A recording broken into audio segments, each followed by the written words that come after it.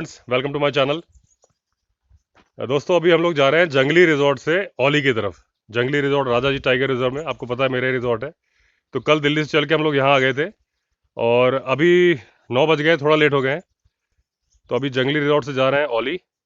रास्ते में दिखाते चलेंगे, थोड़ा सा लेट हो गए हैं, लेकिन मेरा ये मानना रहता है कि जब आप ट्रैवलिंग में हो तो बहुत हड़बड़ी करके फ़ायदा क्या होता है। 1 घंटे पहले निकल जाओ, 1 घंटे बाद निकल जाओ। अगर आपको फ़्लाइट या ट्रेन नहीं पकड़नी है तो रिलैक्सिंग हॉलीडे होना चाहिए, क्योंकि भागा दौड़ी तो रोज़ की ज़िंदगी में चलती रहती है। तो ये जंगली आपको आसपास का व्यू दिख रहा है, हमारे हर ब्लॉग में आपको दिख ही जाता है। और अब शाम तक पहुंचेंगे औली, और वहाँ हम रुकेंगे कैंप चयन औली में। 2 नाइट रुकेंगे। तो मैं पूरा आपको आसपास औली, तपोवन, सारे व्यूज़ दिखाऊंगा।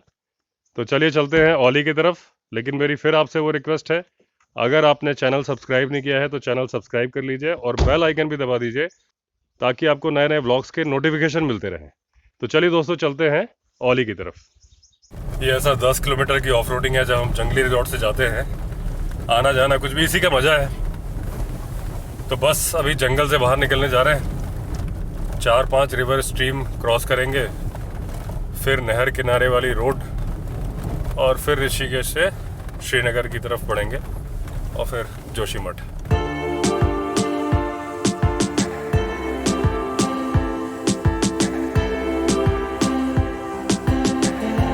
ये पहाड़ के ऊपर जो मंदिर दिख रहा है, ये विंध्यवासिनी माता का मंदिर है। इसका मैंने ट्रैक का अलग से एक वीडियो बनाया है, ऊपर आई बटन में लिंक दे रहा हूँ। तो बहुत सुंदर व्यू आता है यहाँ से। बहुत पुराना मंदिर है ये विंध्यवासिनी माता का मंदिर, और यहाँ पे 2 नदियों का संगम होता है। ये पॉइंट है, एक नदी ये आ रही है स्ट्रीम, और एक उधर से आ रही है।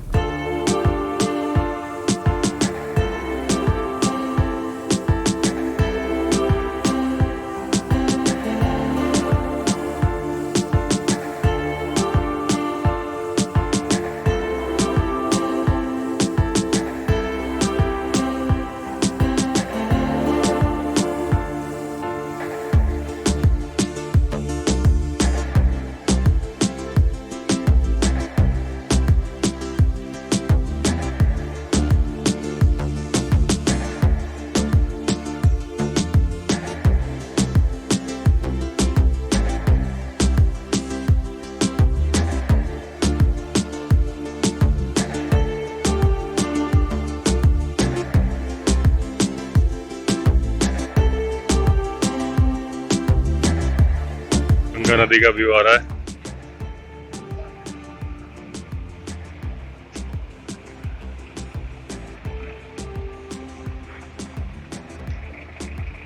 अभी रोड चौड़े करने का काम चल रहा है, तो ये मशीनें जा रही हैं। अभी रास्ता बंद किया हुआ है ये आगे, उधर वहां पे कुछ पत्थर वगैरह गिरा रहे हैं। और ये नदी में पानी दिख रहा है, लेकिन ये काफी गहरा पानी होता है। करीब कई जगह पे 90 फीट गहरा पानी होता है।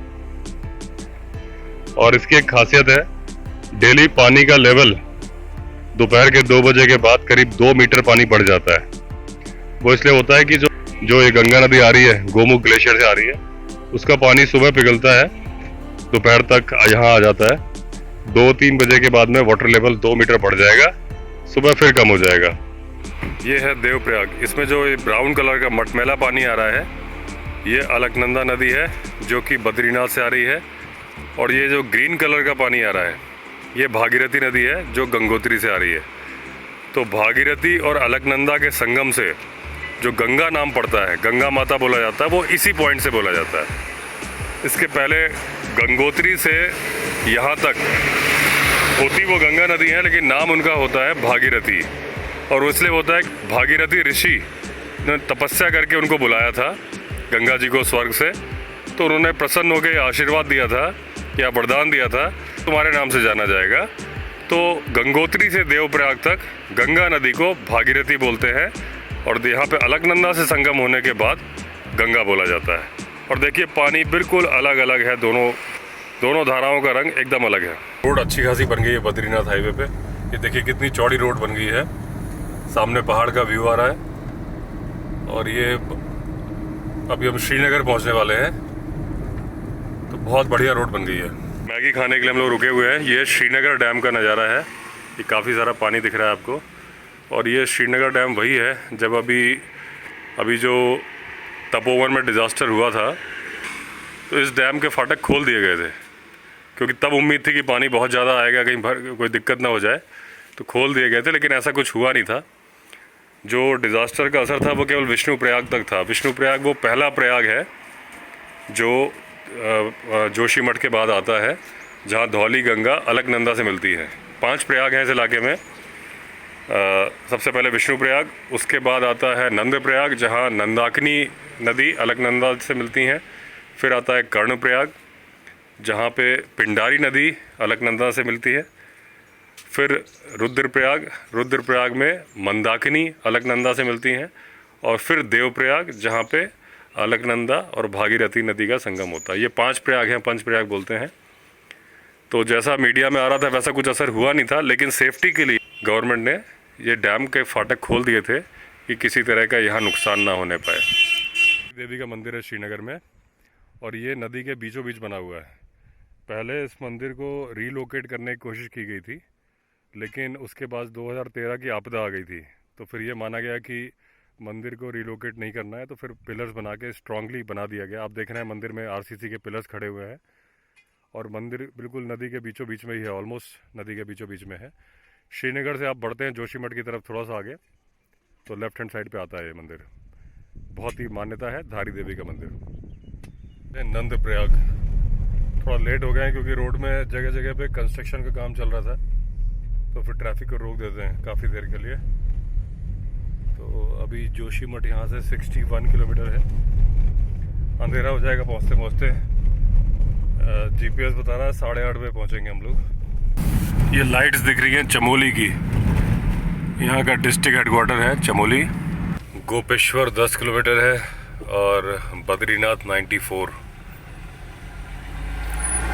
जोशीमठ करीब 45 किलोमीटर पहले है और वहाँ से फिर औली जाना है हमें। ये जोशीमठ के ठीक पहले नई बनी हुई है, काफ़ी सारा कंस्ट्रक्शन चल रहा है यहाँ पे और बड़ी जल्दी काफ़ी रोड सारी अच्छी हो जाएगी। जहाँ जहाँ बीच में अभी काम चल रहा है वहाँ तो टाइम डिले हो ही जाता है। अब जोशीमठ आने ही वाला है। तो दोस्तों हम पहुँच गए कैंप चैन औली। अगले व्लॉग में फिर मिलेंगे औली की इन्फॉर्मेशन के साथ। तब तक के लिए all the best. Vande Mataram.